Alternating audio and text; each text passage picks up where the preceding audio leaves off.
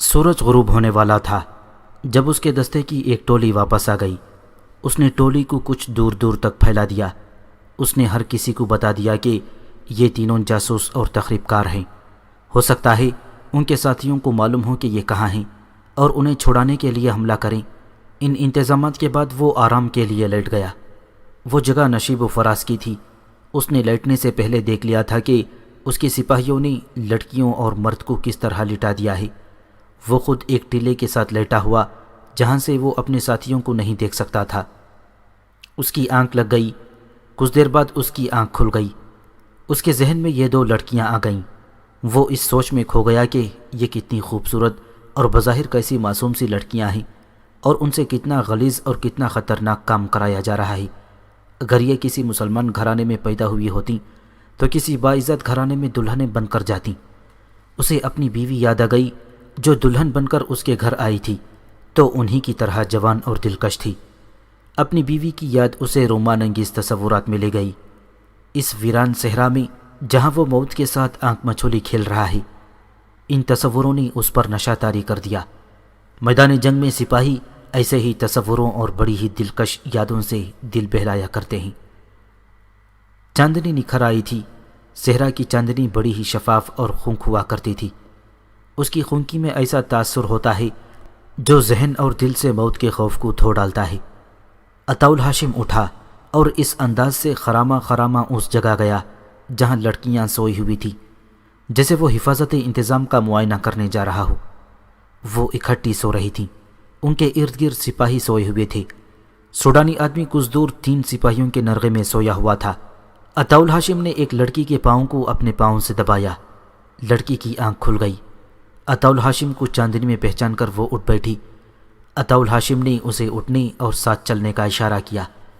لڑکی اس مسرت کے ساتھ اٹھی کہ اس پتھر جیسے کمانڈر پر اس کی جوان نسوانیت کا جادو چل گیا ہے۔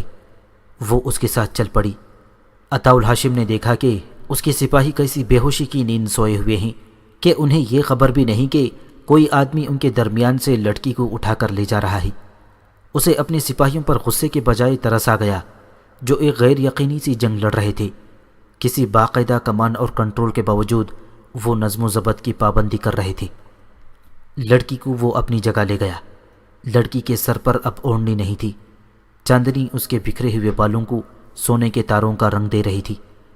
وہ کچھ دیر لڑکی کو دیکھتا رہا اور لڑکی اسے دیکھتی رہی۔ لڑکی نے نشیلی سی آواز میں مسکرا کر کہا، میں حیران ہوں کہ آپ ڈر کیوں رہے ہیں؟ مجھے آپ کے پاس آپ ہی کے لیے لایا گیا ہے۔ کیا آپ میری ضرورت محسوس نہیں کرتے؟ وہ اسے چپ چاپ دیکھتا رہا جیسے بت بن گیا ہو۔ لڑکی نے اس کا ہاتھ پکڑ کر اپنے ہونٹوں کے ساتھ لگا لیا اور بولی، میں جانتی ہوں آپ نے مجھے کیوں بلایا ہے۔ آپ کیا سوچ رہے ہیں؟ میں سوچ رہا ہوں کہ تمہارا باپ میری طرح کا ایک مرد ہوگا۔ عطاء ہاشم نے اس کے ہاتھ سے اپنا ہاتھ چھڑا کر کہا، میں بھی باپ ہوں۔ ہم دونوں باپوں میں زمین اور آسمان کا جتنا فرق ہے۔ وہ باپ کتنا بے غیرت ہے اور میں ہوں کہ غیرت کی پاسبانی کے لیے اپنے بچوں کو یتیم کرنے کی کوشش کر رہا ہوں۔ میرا کوئی باپ نہیں، لڑکی نے کہا۔ دیکھا ہوگا، اس کی صورت یاد نہیں۔ مر گیا تھا، یہ بھی یاد نہیں۔ اور ماں؟ کچھ بھی یاد نہیں، لڑکی نے کہا۔ یہ بھی یاد نہیں کہ میں کسی گھر میں پیدا ہوئی تھی یا کسی خانہ بدوش کے خیمے میں، مگر یہ وقت ایسی بے مزہ باتیں کرنے کا نہیں ہے۔ ہم سپاہی یادوں سے مزے حاصل کیا کرتے ہیں، عطاء ہاشم نے کہا۔ میں چاہتا ہوں کہ تمہارے ذہن میں بھی تمہارے ماضی کی چند ایک یادیں تازہ کر دوں۔ میں بجائے خود ایک حسین یاد ہوں، لڑکی نے کہا۔ جس کے ساتھ تھوڑا سا وقت گزار جاتی ہوں وہ ہمیشہ یاد رکھتا ہے۔ میری اپنی کوئی یاد نہیں۔ اپنے آپ کو حسین نہیں، ایک غلیظ یاد کہو، عطاء ہاشم نے کہا۔ مجھے تمہارے جسم سے سلیبیوں کے، سوڈانیوں کے، مسلمانوں کے اور بڑے ہی غلیظ انسانوں کے گناہوں کی بو آ رہی ہے۔ تم میرے قریب آؤ گی تو مجھے متلی آ جائے گی۔ تمہیں کوئی مرد یاد نہیں رکھتا۔ تم جیسی لڑکیوں کے شکاری آج یہاں اور کل وہاں ہوتے ہیں۔ دوسرا شکار مل جاتا ہے تو پہلے کو بھول جاتے ہیں۔ تمہارا یہ حسن چند دنوں کا مہمان ہے۔ تم میری قید میں ہو۔ میں تمہارا یہ چہرہ اسی وقت سزا کے طور پر زخمی کر کے ہمیشہ کے لیے مکروہ بنا سکتا ہوں، مگر ایسی ضرورت نہیں۔ یہ صحرا، شراب، حشیش اور بدکاری تمہیں سال کے اندر اندر مرجھایا ہوا پھول بنا دے گی، جسے لوگ اٹھا کر باہر پھینک دیں گے۔ یہ سلیبی اور یہ سوڈانی تمہیں بھیک مانگنے کے لیے باہر نکال دیں گے۔ تم بڑے ہی گھٹیا انسانوں کے لیے تفریح کا ذریعہ بن جاؤ گی۔ عطا الہاشم کے لہجے میں ایسا ٹہراؤ اور ایسا تاثر تھا کہ لڑکی کی ذہنی کیفیت میں ہلچل سی پیدا ہو گئی۔ یہ مسلمان کمانڈر کہہ رہا تھا، میری ایک بیٹی ہے جو تم سے 2-3 سال چھوٹی ہوگی۔ اس کی شادی ایک باعزت جوان کے ساتھ ہوگی جو میری طرح کمر میں تلوار لٹکا کر بڑی اچھی نسل کے گھوڑے پر سوار ہوا کرے گا۔ وہ میری طرح میدان جنگ کا شہزادہ ہوگا۔ میری بیٹی دلہن بنے گی، اپنے خاوند کے دل میں اور اس کے گھر میں راج کرے گی۔ لوگ میری بیٹی کو ایک نظر دیکھنا چاہیں گے مگر دیکھ نہیں سکیں گے۔ میں بھی اس پر فخر کیا کروں گا، اور اس کا خاوند اس کے ساتھ اتنی محبت کرے گا کہ وہ بوڑھی ہو جائے گی تو بھی محبت ختم نہیں ہوگی، بڑھے گی۔ تمہیں دیکھنے کے لیے کوئی بھی بےتاب نہیں ہوتا، کیونکہ تم ایک ننگا بھید ہو۔ تمہاری عزت کسی کے دل میں نہیں، اور کوئی بھی نہیں جو تمہیں محبت کے قابل سمجھے گا۔ آپ میرے ساتھ ایسی باتیں کیوں کر رہے ہیں؟ لڑکی نے ایسی آواز میں پوچھا جو اس کی اپنی نہیں لگتی تھی۔ میں تمہیں یہ بتانا چاہتا ہوں کہ تم جیسی بیٹیاں مقدس ہوتی ہیں، عطا الہاشم نے جواب دیا۔ ہم مسلمان لوگ بیٹی کو اللہ کا پیغام سمجھتے ہیں۔ اگر تم عصمت اور مذہب کے معنی سمجھ لو تو تم پر اللہ کی رحمت برس جائے، مگر تم سمجھ نہیں سکو گی، کیونکہ تم اس محبت سے واقف نہیں جو روح کی گہرائیوں تک پہنچا کرتی ہے۔ تم بد نصیب ہو، تم نے مردوں کی ہوس دیکھی ہے، محبت نہیں دیکھی۔ عطا الہاشم آہستہ آہستہ بولتا رہا۔ اس کے لب و لہجے اور انداز کا اپنا ایک تاثر تھا، لیکن لڑکی اس پر حیران ہو رہی تھی کہ یہ بھی دوسرے مردوں کی طرح مرد ہے، مگر اس نے اس کے حسن کو ذرہ بھر اہمیت نہیں دی۔ عطا الہاشم جذباتی لحاظ سے پتھر بھی نہیں تھا، وہ تو سرتاپا جذبات میں ڈوبا ہوا تھا۔ لڑکی نے بےتاب سا ہو کر کہا، آپ کی باتوں میں ایسا نشہ اور خمار ہے جو میں نے شراب اور حشیش میں نہیں پایا۔ مجھے آپ کی کوئی بھی بات سمجھ نہیں آ رہی، لیکن ہر ایک بات دل میں اترتی جا رہی ہے۔ لڑکی ذہین تھی، اس قسم کی تقریب کاری کے لیے ذہین ہونا لازمی تھا۔ مردوں کو انگلیوں پر نچانے کی اسے بچپن سے ٹریننگ دی گئی تھی، مگر اس مرد نے اس ناگن کا ذہن مار دیا۔ اس نے عطا الہاشم سے بہت سی باتیں پوچھیں جن میں سے کچھ مذہب سے تعلق رکھتی تھیں۔ اس کے لہجے اور انداز میں اب پیشہ ورانہ اداکاری نہیں تھی، وہ اپنے قدرتی رنگ میں باتیں کر رہی تھی۔ اس نے پوچھا، مجھے آپ لوگ کیا سزا دیں گی؟ میں تمہیں کوئی سزا نہیں دے سکتا، عطا الہاشم نے کہا۔ کل صبح تمہیں اپنے سالار اعظم کے حوالے کر دوں گا۔ وہ میرے ساتھ کیا سلوک کرے گا؟ جو ہمارے قانون میں لکھا ہے۔ آپ مجھ سے نفرت کرتے ہیں؟ نہیں، میں نے سنا ہے کہ مسلمان ایک سے زیادہ بیویاں رکھتے ہیں، لڑکی نے کہا۔ اگر آپ مجھے اپنی بیوی بنا لیں تو میں آپ کا مذہب قبول کر کے ساری عمر آپ کی خدمت کروں گی۔ میں تمہیں بیٹی بنا سکتا ہوں، بیوی نہیں، عطا الہاشم نے کہا، کیونکہ تم میرے ہاتھوں میں مجبور ہو، تم میری پناہ میں بھی ہو اور میری قید میں بھی۔ وہ باتوں میں مصروف تھے۔ لڑکی کا ساتھی مرد 3 سپاہیوں کے نرغے میں لیٹا ہوا تھا، مگر وہ جاگ رہا تھا۔ اس نے عطا الہاشم کو دیکھ لیا تھا کہ وہ لڑکی کو جگا کر لے گیا ہے۔ وہ خوش تھا کہ لڑکی عطا الہاشم کو چکمہ دے کر قتل کر دے گی یا اسے یہاں سے کہیں دور لے جائے گی۔ وہ لیٹا ہوا لڑکی کی واپسی کا انتظار کرتا رہا۔ بہت دیر بعد اس نے سپاہیوں کو دیکھا، وہ بے ہوش ہو کے سوئے ہوئے تھے۔ انہیں بے ہوش ہونا ہی تھا، کیونکہ اس سوڈانی نے شام کے بعد ان سپاہیوں سے گپ شپ شروع کر دی تھی اور انہیں ہنستے کھیلتے حشیش پلا دی تھی۔ اس سے حشیش کی ایک پوٹلی تو برآمد کر لی گئی تھی، لیکن اس نے تھوڑی حشیش اپنے چوغے میں کہیں رکھی تھی۔ وہاں سے نکال کر اس نے 3 سپاہیوں کو پلا دی، اور چونکہ اس نشے کے عادی نہیں تھے اس لیے بے ہوشی کی نیند سو گئے۔ یہ سوڈانی رات کو بھاگنے کی جتن کر رہا تھا۔ اس نے دیکھا کہ لڑکی عطا الہاشم کے پاس بیٹھی ہوئی ہے اور بہت دیر گزر گئی ہے، تو وہ سمجھا کہ لڑکی اس مسلمان کمانڈر کو دور نہیں لے جا سکی۔ لہٰذا اس شخص کو یہیں ختم کر دیا جائے۔ وہ واپس گیا اور سوئے ہوئے سپاہیوں میں سے ایک کی کمان اور ترکش میں 3-4 تیر لے آیا تھا۔ راستے میں چند فٹ اونچی جگہ تھی جس کی اوٹ میں وہ عطاء الہاشم کو نظر نہیں آ سکتا تھا۔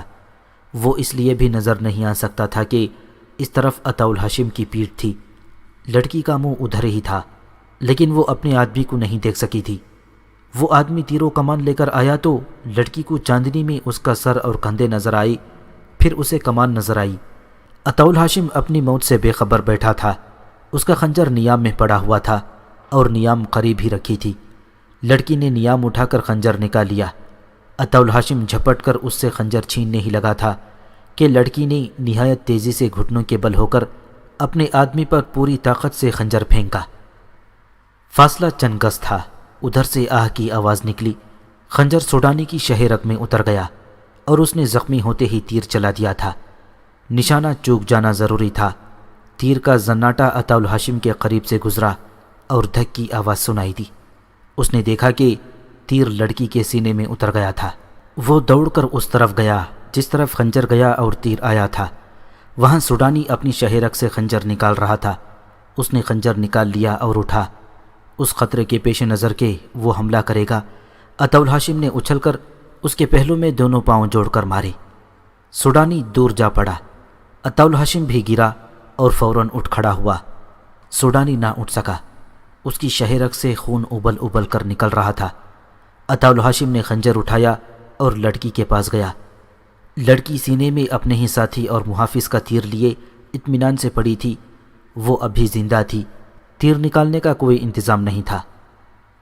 لڑکی نے عطاء الہاشم کا ہاتھ پکڑ لیا اور کراہتی ہوئی آواز میں بولی، میں نے تمہاری جان بچائی ہے، اس کے عوض اپنے خدا سے کہنا کہ میری روح کو اپنی پناہ میں لے لے۔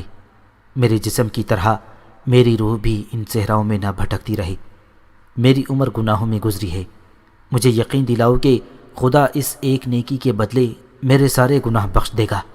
میرے سر پر اسی طرح ہاتھ پھیرو جس طرح اپنی بیٹی کے سر پر پھیرا کرتے ہو۔ عطاء الہاشم نے اس کے سر پر ہاتھ پھیر کر کہا، اللہ تیرے گناہ بخش دے، تجھ سے گناہ کروائے گئے ہیں، تو بے گناہ ہے، تجھے کسی نے نیکی کی روشنی دکھائی ہی نہیں۔ لڑکی نے درد کی شدت سے کراہتے ہوئے عطاء الہاشم کا ہاتھ مضبوطی سے پکڑ لیا اور بڑی تیزی سے بولنے لگی۔ اس نے کہا، یہاں سے 3 کوس دور سوڈانیوں کا ایک اڈا ہے، وہ لوگ آپ سب کو ختم کرنا چاہتے ہیں، اور غور سے سنو، آپ کی فوج اتنی زیادہ پھیل گئی ہے کہ اس کی قسمت میں اب موت یا قید ہے۔ آپ کے ہر ایک کمانڈر اور ہر ایک ٹولی کے پیچھے مجھ جیسی لڑکیاں یا مرد لگے ہوئے ہیں۔ میں اس لڑکی کے ساتھ آپ کے 4 کمانڈروں کو پھانس کر ختم کرا چکی ہوں۔ مصر کی فکر کرو، صلیبیوں نے وہاں بڑے ہی خطرناک اور خوبصورت جال بچھا دیے ہیں۔ آپ کی قوم اور فوج میں ایسے مسلمان حاکم موجود ہیں جو صلیبیوں کے تنخواہ دار جاسوس اور ان کے وفادار ہیں۔ انہیں مجھ جیسی لڑکیاں اور بے پناہ دولت دی جا رہی ہے۔ مصر کو بچاؤ، سوڈان سے نکل جاؤ، اپنے غداروں کو پکڑو۔ میں کسی کا نام نہیں جانتی، جو معلوم تھا بتا دیا ہے۔ آپ پہلے مرد ہیں جس نے مجھے بیٹی کہا ہے، آپ نے مجھے باپ کا پیار دیا ہے۔ میں اس کا معاوضہ یہی دے سکتی ہوں کہ آپ کو خطروں سے آگاہ کر دوں۔ اپنے بکھرے ہوئے دستے کو اکٹھا کر لو اور حملہ روکنے کے لیے تیار ہو جاؤ۔ 2-3 دنوں میں آپ پر حملہ ہوگا۔ فاطمیوں اور فدائیوں سے بچو، انہوں نے مصر میں بہت سے ایسے حاکموں کے قتل کا منصوبہ تیار کر لیا ہے جو صلاح الدین ایوبی اور اپنی قوم کے وفادار ہیں۔ لڑکی کی آواز ڈوبتی اور رکتی رہی اور ایک لمبے سانس کے بعد وہ ہمیشہ کے لیے خاموش ہو گئی۔ صبح طلوع ہوئی تو عطاء الہاشم دونوں لاشوں اور زندہ لڑکی کو ساتھ لے کر تقی الدین کے پاس چلا گیا۔ اسے سارا واقعہ سنایا اور لڑکی کی آخری باتیں بھی سنائیں۔ تقی الدین پہلے ہی پریشان تھا، وہ سٹپٹا اٹھا۔ اس نے کہا، اپنے بھائی کی اجازت اور ہدایت کے بغیر میں پسپا نہیں ہونا چاہتا۔ میں نے ایک ذمہ دار ذہین کمانڈر کو کرک بھیجا ہے، اس کی واپسی تک ثابت قدم رہو۔ سلطان ایوبی نے قاصد کمانڈر کی بیان کی ہوئی جنگی صورتحال پر غور کیا تو اپنے مشیروں کو بلا کر انہیں بھی تفصیل سنائی۔ اس نے کہا، بکھری ہوئی فوج کو یکجا کر کے پیچھے ہٹنا آسان کام نہیں، دشمن انہیں یکجا ہونے نہیں دے گا۔ پسپائی سے اس فوج کے جذبے پر بھی برا اثر پڑے گا جو مصر میں ہے اور جو یہاں میرے ساتھ ہے، اور قوم کا دل ٹوٹ جائے گا، مگر حقائق سے فرار بھی ممکن نہیں۔ اپنے آپ کو فریب دینا بھی خطرناک ہے۔ حقائق کا تقاضا یہ ہے کہ تقی الدین اپنی فوج کو واپس لے آئے۔ ہم اسے کمک نہیں دے سکتے، ہم کرک کا محاصرہ اٹھا کر اس کی مدد کو نہیں پہنچ سکتے۔ میرے بھائی نے بہت بڑی غلطی کی ہے، بڑی ہی قیمتی فوج ضائع ہو رہی ہے۔ یہ ذاتی وقار کا مسئلہ نہیں بننا چاہیے، ایک اعلیٰ حکام نے کہا۔ ہمیں سوڈان کی جنگ سے دستبردار ہونے کا فیصلہ کرنا چاہیے۔ قائدین اور حکام کی غلط فہمیوں سے فوج بدنام ہو رہی ہے۔ ہمیں قوم کو صاف الفاظ میں بتا دینا چاہیے کہ سوڈان میں ہماری ناکامی کی ذمہ داری فوج پر عائد نہیں ہوتی۔ بلا شبہ یہ میرے بھائی کی غلطی ہے، سلطان ایوبی نے کہا، اور یہ میری غلطی بھی ہے کہ میں نے تقی الدین کو اجازت دی تھی کہ حالات کے مطابق جو کارروائی مناسب سمجھے مجھ سے پوچھے بغیر کر گزرے۔ اس نے اتنی بڑی کارروائی حقائق کا جائزہ لیے بغیر کر دی اور اپنے آپ کو دشمن کے رحم و کرم پر چھوڑ دیا۔ میں اپنی اور اپنے بھائی کی لغزشوں کو اپنی قوم سے اور نور الدین زنگی سے چھپاؤں گا نہیں۔ میں تاریخ کو دھوکہ نہیں دوں گا۔ میں اپنے کاغذات میں تحریر کراؤں گا کہ اس شکست کی ذمہ دار فوج نہیں، ہم تھے، ورنہ ہماری تاریخ کو آنے والے حکمران ہمیشہ دھوکہ دیں گے۔ میں سلطنت اسلامیہ کے آنے والے حکمرانوں کے لیے یہ مثال قائم کرنا چاہتا ہوں کہ وہ اپنی لغزشوں پر پردہ ڈال کر بے گناہوں کو تاریخ میں ذلیل نہ کریں۔ یہ ایسی غلطی اور ایسا فریب ہے جو کر رہے عرض پر اسلام کو پھیلنے کے بجائے سکڑنے پر مجبور کرے گا۔ سلطان ایوبی کا چہرہ لال ہو گیا تھا، اس کی آواز کانپنے لگی تھی۔ یوں معلوم ہوتا تھا جیسے وہ اپنی زبان سے پسپائی کا لفظ کہنا نہیں چاہتا۔ وہ کبھی پسپا نہیں ہوا تھا، اس نے بڑے ہی مشکل حالات میں جنگیں لڑی تھیں، مگر اب حالات نے اسے مجبور کر دیا تھا۔ اس نے تقی الدین کے بھیجے ہوئے کمانڈر سے کہا، تقی الدین سے کہنا کہ اپنے دستوں کو سمیٹو اور انہیں تھوڑی تھوڑی نفری میں پیچھے بھیجو، جہاں دشمن تعاقب میں آئے وہاں جم کر لڑو، اور اس انداز سے لڑو کہ دشمن تمہارے تعاقب میں مصر میں داخل نہ ہو جائے۔ دستے جو مصر میں پہنچ جائیں انہیں اکٹھا رہنے کا حکم دو تاکہ مصر پر دشمن حملہ کرے تو اسے روک سکو۔ محفوظ پسپائی کے لیے چھاپا ماروں کو استعمال کرو، کسی دستے کو دشمن کے گھیرے میں چھوڑ کر نہ آ جانا۔ میں پسپائی بڑی مشکل سے برداشت کر رہا ہوں، میں یہ خبر برداشت نہیں کر سکوں گا کہ تمہارے کسی دستے نے ہتھیار ڈال دیے ہیں۔ پسپائی آسان نہیں ہوتی، پیش قدمی کی نسبت محفوظ اور باعزت پسپائی بہت مشکل ہے۔ حالات پر نظر رکھنا، تیز رفتار قاصدوں کی ایک فوج اپنے ساتھ رکھنا۔ میں تحریری پیغام نہیں بھیج رہا ہوں کیونکہ خطرہ ہے کہ تمہارا قاصد راستے میں پکڑا گیا تو دشمن کو معلوم ہو جائے گا کہ تم پسپا ہو رہے ہو۔ سلطان ایوبی نے قاصد کمانڈر کو بہت سی ہدایات دیں اور رخصت کر دیا۔ اس کے گھوڑے کے قدموں کی آواز بھی سنائی دے رہی تھی کہ زاہدان خیمے میں داخل ہوا اور کہا کہ قاہرہ سے ایک قاصد آیا ہے۔ سلطان ایوبی نے اسے اندر بلا لیا۔ وہ انٹیلیجنس کا عہدیدار تھا۔ وہ مصر کے اندرونی حالات کے متعلق حوصلہ شکن خبر لایا تھا۔ اس نے بتایا تھا کہ وہاں دشمن کی تخریب کاری بڑھتی جا رہی ہے۔ علی بن سفیان اپنے پورے محکمے کے ساتھ شب و روز مصروف رہتا ہے۔ حالات ایسے ہو گئے ہیں کہ فوجی بغاوت کا خطرہ پیدا ہو گیا ہے۔ سلطان ایوبی کے چہرے کا رنگ ایک بار تو اڑ ہی گیا۔ اگر صرف مصر کا غم ہوتا تو وہ پرواہ نہ کرتا۔ اس نے مصر کو بڑے ہی خطرناک حالات سے بچایا تھا۔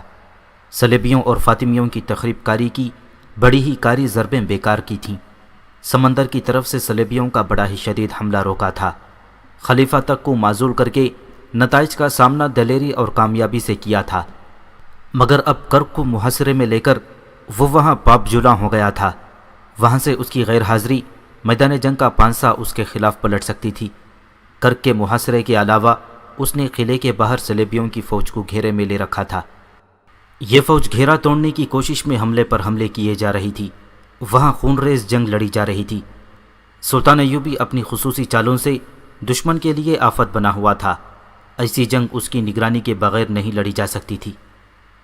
ادھر سوڈان کی صورتحال نے بھی مصر کو خطرے میں ڈال دیا تھا۔ یہ ایک اضافی مسئلہ پیدا ہو گیا تھا۔ سلطان ایوبی کو یہ خطرہ نظر آ رہا تھا کہ تقی الدین نے بھاگنے کے انداز سے پسپائی کی تو دشمن کی فوج اس کی فوج کو وہیں ختم کر دے گی اور سیدھی مصر میں داخل ہو جائے گی۔ مصر میں جو فوج تھی وہ حملہ روکنے کے لیے کافی نہیں تھی۔ ادھر کرک کے محاصرے کی کامیابی یا جلدی کامیابی مخدوش نظر آ رہی تھی۔ دونوں محاذوں کی کیفیت میں مصر میں بغاوت کے خطرے کی خبر ایسی چوٹ تھی جس نے سلطان ایوبی کے پاؤں ہلا دیے۔ وہ کچھ دیر سر جھکائے ہوئے خیمے میں ٹہلتا رہا، پھر اس نے کہا، میں صلیبیوں کی تمام تر فوج کا مقابلہ کر سکتا ہوں، اس فوج کا بھی جو انہوں نے یورپ میں جمع کر رکھی ہے، مگر میری قوم کے یہ چندے غدار مجھے شکست دے رہے ہیں۔ کفار کے یہ ہواری اپنے آپ کو مسلمان کیوں کہلاتے ہیں؟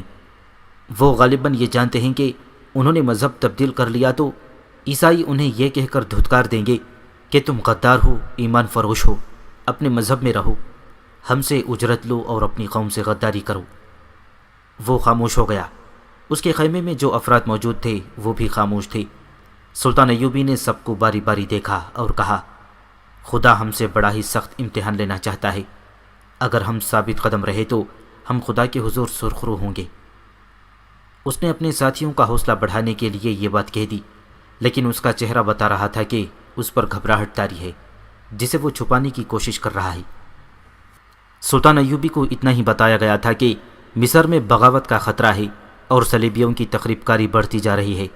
اسے تفصیلات نہیں بتائی گئی تھیں۔ تفصیلات بڑی ہی خوفناک تھیں۔ اس کی غیر حاضری سے فائدہ اٹھاتے ہوئے مسلمان حکام میں سے 3-4 صلیبیوں کے ہاتھوں میں کھیل رہے تھے۔ تقی الدین نے سوڈان پر حملہ کیا تو چند دن بعد اس نے رسد مانگی۔ قاصد نے کہا تھا کہ زیادہ سے زیادہ رسد فوراً بھیج دی جائے، مگر 2 روز تک کوئی انتظام نہ کیا گیا۔ جو حاکم رسد کی فراہمی اور ترسیل کا ذمہ دار تھا اس سے باس پرس ہوئی تو اس نے یہ اعتراض کیا کہ بیک وقت 2 محاذ کھول دیے گئے ہیں، 2 محاذوں کو رسد کہاں سے دی جا سکتی ہے؟ ایک یہ طریقہ ہے کہ مصر میں جو فوج ہے اسے بھوکا رکھا جائے، بازار سے سارا اناج اٹھا کر قاہرہ کے باشندوں کے لیے قحط پیدا کر دیا جائے اور محاذوں کا پیٹ بھرا جائے۔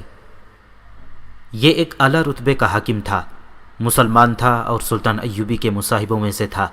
اس کی نیت پر شک نہیں کیا جا سکتا تھا۔ اس کی بات سچ مان لی گئی کہ اناج وغیرہ کی واقعی کمی ہے، تاہم اسے کہا گیا کہ جس طرح ہو سکے محاذ پر لڑنے والے فوجیوں کو رسد ضرور پہنچے۔ اس حاکم نے انتظام کر دیا، مگر 2 اور دن ضائع کر دیے۔ 5ویں روز رسد کا قافلہ روانہ ہوا۔ یہ اونٹوں اور خچروں کا بڑا ہی لمبا قافلہ تھا۔ مشورہ دیا گیا کہ قافلے کے ساتھ فوج کا ایک گھڑ سوار دستہ حفاظت کے لیے بھیجا جائے۔ اسی حاکم نے جو رسد فراہم کرنے کا ذمہ دار تھا فوج کا دستہ بھیجنے پر اعتراض کیا اور جواز یہ پیش کیا کہ تمام راستہ محفوظ ہے۔ اس کے علاوہ مصر میں فوج کی ضرورت ہے، چنانچہ رسد حفاظتی دستے کے بغیر بھیج دی گئی۔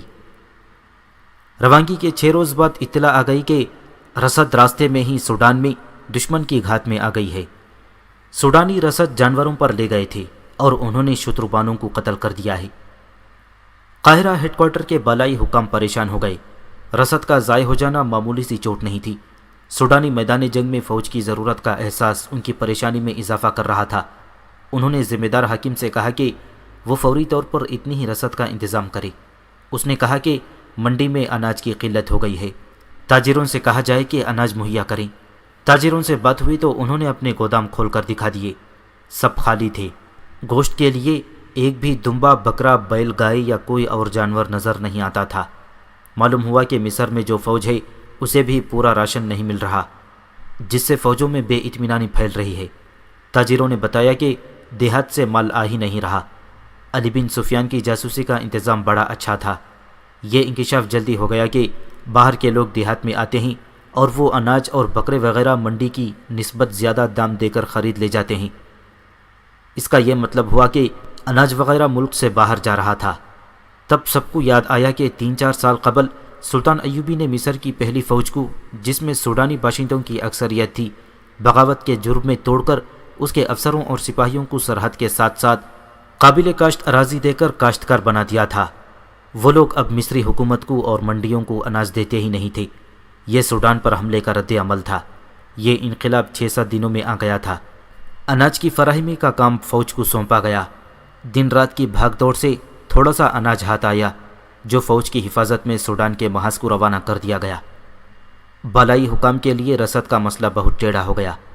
اس سے پہلے ایسی قلت کبھی نہیں ہوئی تھی۔ انہیں یہ ڈر تھا کہ سلطان ایوبی نے رسد مانگ لی تو کیا جواب دیں گے؟ سلطان ایوبی کبھی بھی تسلیم نہیں کرے گا کہ مصر میں اناج کا قحط پیدا ہو گیا ہے۔ اس مسئلے کا حل تلاش کرنے کے لیے 3 حکام کی ایک کمیٹی بنائی گئی۔ ان میں انتظامیہ کے بڑے عہدے کا ایک حاکم سلیم ادریس تھا۔ اس دور کی غیر مطبوعہ تحریروں کے مطابق ادریس اس کمیٹی کا سربراہ تھا۔ دوسرے 2 اس سے ایک ہی درجے کم عہدے کے غیر فوجی یعنی شہری انتظامیہ کے حاکم تھے۔ رات کے وقت یہ تینوں پہلے اجلاس میں بیٹھے تو 2 نے ادریس سے کہا کہ سلطان ایوبی نے 2 محاذ کھول کر سخت غلطی کی ہے اور تقی الدین ہاری ہوئی جنگ لڑ رہا ہے۔ فلسطین مسلمانوں کی سرزمین ہے، ادریس نے کہا۔ وہاں سے صلیبیوں کو نکالنا ضروری ہے۔ وہاں مسلمان کیڑوں مکوڑوں کی سی زندگی بسر کر رہے ہیں۔ وہاں مسلمان مستورات کی عزت محفوظ نہیں، مسجدیں استبل بن گئی ہیں۔ یہ سب بہتان ہے، ایک نے کہا۔ کیا آپ نے اپنی آنکھوں سے دیکھا ہے کہ صلیبی مسلمانوں پر ظلم و تشدد کر رہے ہیں؟ میں ایک کھلی حقیقت بیان کر رہا ہوں، سلیم ادریس نے کہا۔ ہم سے حقیقت چھپائی جا رہی ہے، دوسرے نے کہا۔ صلاح الدین ایوبی قابل قدر شخصیت ہے، مگر آپس میں سچ بات کرنے سے ہمیں ڈرنا نہیں چاہیے۔ ایوبی کو ملک گیری کی ہوس چین سے نہیں بیٹھنے دے رہی۔ وہ ایوبی خاندان کو شاہی خاندان بنانا چاہتا ہے۔ صلیبیوں کی فوج ایک طوفان ہے، ہم اس کا مقابلہ نہیں کر سکتے۔ اگر صلیبی ہمارے دشمن ہوتے تو وہ فلسطین کے بجائے مصر پر قبضہ کرتے۔ ان کے پاس اتنی زیادہ فوج ہے کہ ہماری اس چھوٹی سی فوج کو اب تک کچل چکے ہوتے۔ وہ ہمارے نہیں صلاح الدین کے دشمن ہیں۔ آپ کی باتیں میرے لیے ناقابل برداشت ہیں، ادریس نے کہا۔ بہتر ہے کہ ہم جس مقصد کے لیے اکٹھے ہوئے ہیں اس کے متعلق باتیں کریں۔ یہ باتیں میرے لیے بھی ناقابل برداشت ہیں، ایک نے کہا، لیکن ایک آدمی کی خواہشات پر ہمیں پوری قوم کے مفاد کو قربان نہیں کرنا چاہیے۔ آپ دونوں محاذوں کے لیے رسد کی بات کرنا چاہتے ہیں۔ رسد کی حالت آپ نے دیکھ لی ہے کہ نہیں مل رہی۔ سوڈان کا محاذ ٹوٹ رہا ہے۔ میں نے یہ سوچا ہے کہ ہم اس محاذ کے رسد کو روک لیں۔ اس سے یہ فائدہ ہوگا کہ تقی الدین پیچھے ہٹائے گا اور فوج مرنے سے بچ جائے گی۔ یہ بھی ہو سکتا ہے کہ ہم رسد نہ بھیجیں تو تقی الدین مجبوری کے عالم میں گھیرے میں آ جائے، ادریس نے کہا۔ ایسا بھی ہو سکتا ہے کہ ہماری فوج دشمن کے آگے ہتھیار ڈال دے ہتھیار، اس نے کہا۔ ہم شکست کا الزام فوج کے سر تھوپ دیں گے۔ آپ کیا سوچ کر یہ باتیں کر رہے ہیں؟ سلیم ادریس نے پوچھا۔ میری سوچ بڑی صاف ہے، اس نے جواب دیا۔ صلاح الدین ایوبی ہم پر فوجی حکومت ٹھوسنا چاہتا ہے۔ وہ صلیبیوں سے مسلسل محاذ آرائی کر کے قوم کو بتانا چاہتا ہے کہ قوم کی سلامتی کے ضامن صرف فوج ہے اور قوم کی قسمت فوج کے ہاتھ میں ہے۔ اگر ایوبی امن پسند ہوتا تو صلیبیوں اور سوڈانیوں کے ساتھ جنگ نہ کرنے اور صلح جوئی سے رہنے کا معاہدہ کر لیتا۔ ادریس سٹپٹا اٹھا۔ وہ سلطان ایوبی کے خلاف اور صلیبیوں کی حمایت میں کوئی بات سننا نہیں چاہتا تھا۔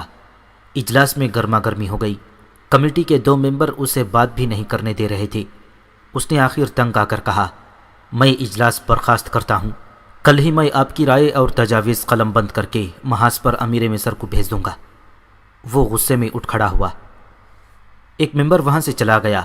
دوسرا، جس کا نام ارسلان تھا، ادریس کے ساتھ رہا۔ ارسلان کا شجرہ نسب سوڈانیوں سے ملتا تھا۔ اس نے ادریس سے کہا، آپ شخصیت پرست اور جذباتی مسلمان ہیں۔ میں نے حقیقت بیان کی ہے اور آپ ناراض ہو گئے۔ میں اب آپ کو یہ مشورہ دیتا ہوں کہ میرے خلاف صلاح الدین ایوبی کو کچھ نہ لکھنا، آپ کے لیے اچھا نہ ہوگا۔ اس کے لہجے میں چیلنج اور دھمکی تھی۔ ادریس نے اس کی طرف سوالیہ نگاہوں سے دیکھا تو ارسلان نے کہا، اگر آپ پسند فرمائیں تو میں آپ کے ساتھ علیحدگی میں بات کروں گا۔ یہیں بات کر لو، ادریس نے کہا۔ میرے گھر چلیں، ارسلان نے کہا۔ کھانا میرے ساتھ کھائیں، مگر یہ خیال رکھیں کہ یہ ملاقات ایک راز ہوگی۔ ادریس اس کے ساتھ اس کے گھر چلا گیا۔ اندر گیا تو اسے یوں لگا جیسے کسی بادشاہ کے محل میں آ گیا ہو۔ ارسلان اتنی زیادہ اونچی حیثیت کا حاکم نہیں تھا۔ دونوں کمرے میں بیٹھے ہی تھے کہ ایک خوبصورت لڑکی نہایت خوبصورت سراہی اور چاندی کے 2 پیالے چاندی کے گول تھال میں رکھے ہوئے اندر آئی اور ان کے آگے رکھ دیا۔ ادریس نے بو سے جان لیا کہ یہ شراب ہے۔ اس نے پوچھا، ارسلان، تم مسلمان ہو اور شراب پیتے ہو؟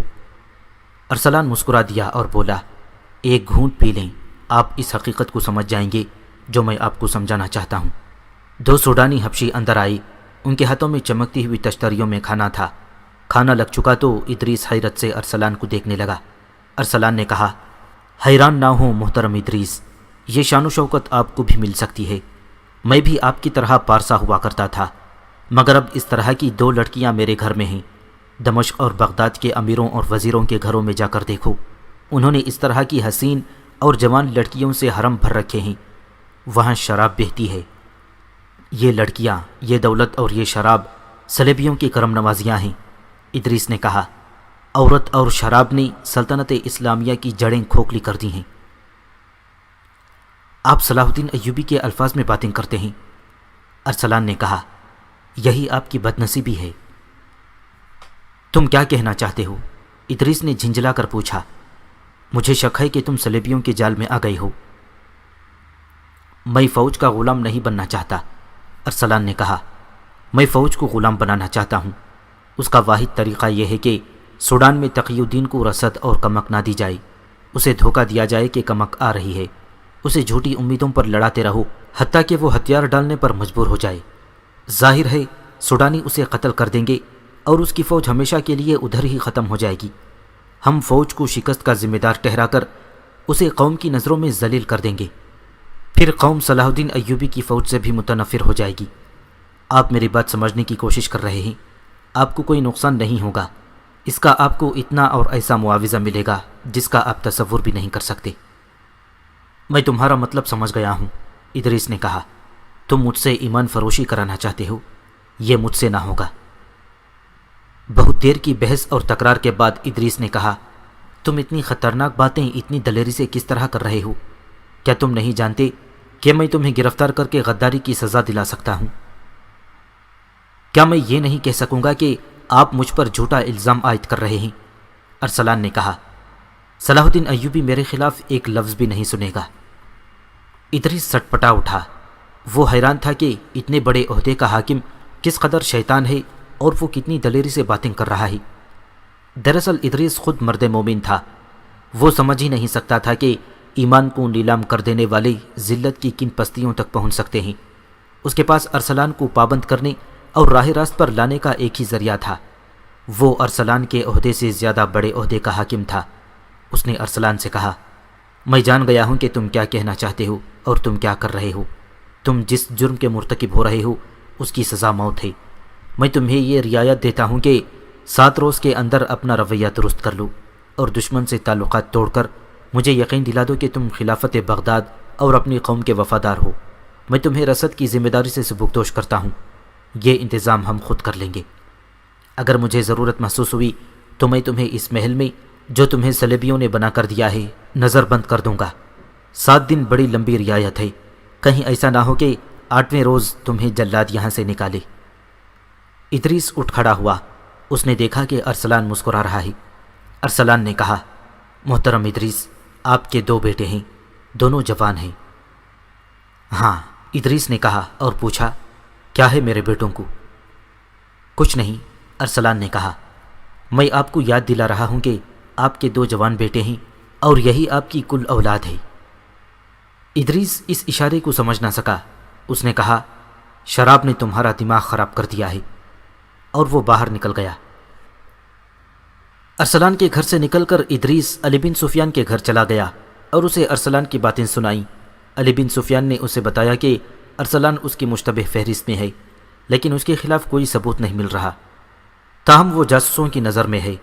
ادریس بہت پریشان تھا اور حیران بھی کہ ارسلان اتنی دلیری سے غداری کا مرتکب ہو رہا ہے۔ علی بن سفیان نے اسے بتایا کہ وہ اکیلا نہیں، غداری منظم طریقے سے ہو رہی ہے، اس کے جراثیم فوج میں بھی پھیلا دیے گئے ہیں۔ اس وقت سب سے بڑا مسئلہ سوڈان کے محاذ کے لیے رسد کا تھا۔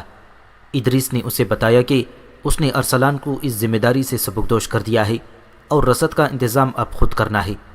علی بن سفیان نے اسے بتایا کہ ایک سازش کے تحت دیہات سے اناج اور بکرے وغیرہ سرحد سے باہر بھجوائے جا رہے ہیں۔ منڈی میں غلے اور دیگر سامان خورد و نوش کا مصنوعی قحط پیدا کر دیا گیا ہے۔ اس نے بتایا کہ اس نے اپنے جاسوسوں اور مخبروں کو یہ کام دے رکھا ہے کہ رات کو ادھر ادھر گھومتے رہا کریں، جہاں کہیں انہیں اناج کی ایک بوری بھی جاتی نظر آئی اسے پکڑ لیں۔ طویل بات چیت کے بعد انہوں نے رسد کے انتظام کا کوئی طریقہ سوچ لیا۔ سلیم ادریس اس قومی مہم اور اپنے فرائض میں اس قدر مگن تھا کہ اس کے ذہن سے ارسلان کا یہ اشارہ نکل گیا کہ تمہارے 2 جوان بیٹے ہیں اور یہی تمہاری کل اولاد ہے۔ ادریس کو اپنے بیٹوں کے کردار پر بھروسہ تھا، مگر جوانی اندھی ہوتی ہے۔ قاہرہ میں سلطان ایوبی کی غیر حاضری میں بدکاری کی ایک لہر آئی تھی جس نے نوجوان ذہن کو لپیٹ میں لینا شروع کر دیا تھا۔ 2-3 سال پہلے بھی ایسی ہی ایک لہر آئی تھی جس پر جلدی ہی قابو پا لیا گیا تھا۔ اب یہ لہر زمین کے نیچے سے آئی اور کام کر گئی۔ یہ مختلف کھیل تماشوں کی صورت میں آئی، جن میں شعبدہ بازی اور کھیلوں کی صورت میں جوا بازی شامل تھی۔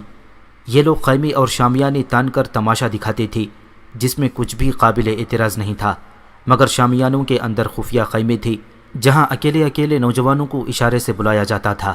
ان سے پیسے لے کر کپڑوں پر بنی ہوئی دستی تصویریں دکھانے کا کام لڑکیاں کرتی تھیں، جن کی مسکراہٹ اور انداز دعوت گناہ ہوتی تھی۔ وہی نوجوانوں کو تھوڑی تھوڑی حشیش پلائی جاتی تھی۔ یہ شرمناک اور خطرناک سلسلہ زمین کے اوپر چل رہا تھا، مگر اسے پکڑ کوئی نہیں سکتا تھا۔ وجہ یہ تھی کہ جو کوئی یہ تصویریں دیکھ کر یا حشیش کا ذائقہ چکھ کر آتا تھا، وہ اپنے گناہ کو چھپائے رکھتا تھا۔ اس گناہ میں لذت ایسی تھی کہ جانے والے بار بار جاتے تھے۔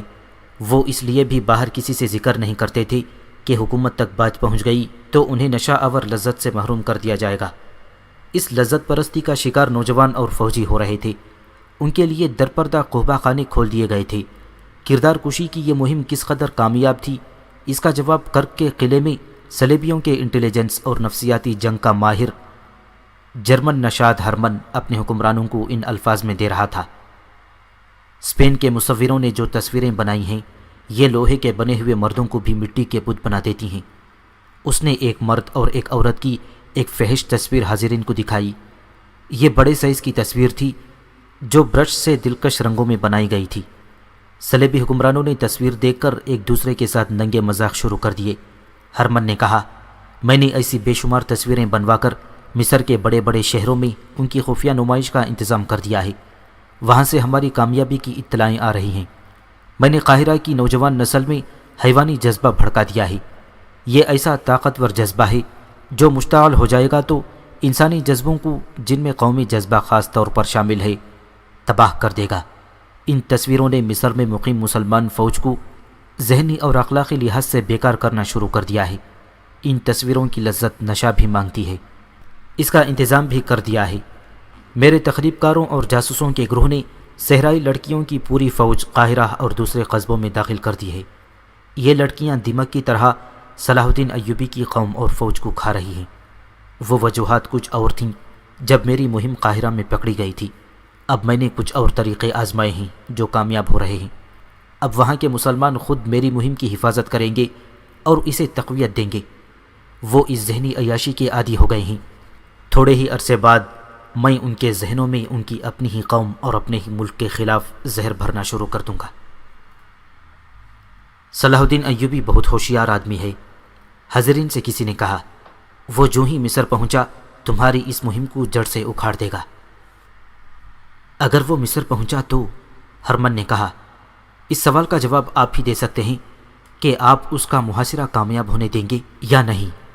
بے شک اس نے ریمانڈ کی فوج کو قلعے سے باہر گھیرے میں لے رکھا ہے اور قلعہ اس کے محاصرے میں ہے، لیکن یہ گھیرا اور یہ محاصرہ اسی کے لیے نقصان کا باعث بن سکتا ہے۔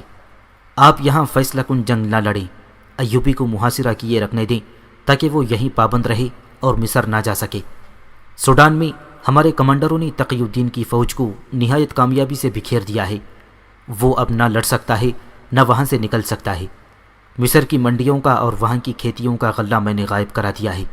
آپ کی دی ہوئی دولت آپ کو پورا صلہ دے رہی ہے۔ ایوبی کا ایک وفادار حاکم ارسلان دراصل آپ کا وفادار ہے۔ وہ ہمارے ساتھ پورا تعاون کر رہا ہے۔ اس کے کچھ اور ساتھی بھی ہمارے ساتھ ہیں۔ ارسلان کو کتنا معاوضہ دیا جا رہا ہے؟ فلپ اگسٹس نے پوچھا۔ جتنا ایک مسلمان حاکم کا دماغ خراب کرنے کے لیے کافی ہوتا ہے، ہرمن نے جواب دیا۔ عورت اور شراب، دولت اور حکومت کا نشہ کسی بھی مسلمان کا ایمان خرید سکتا ہے۔ وہ میں نے خرید لیا ہے۔ میں آپ کو یہ بتا رہا تھا کہ اب صلاح الدین ایوبی مصر جائے گا تو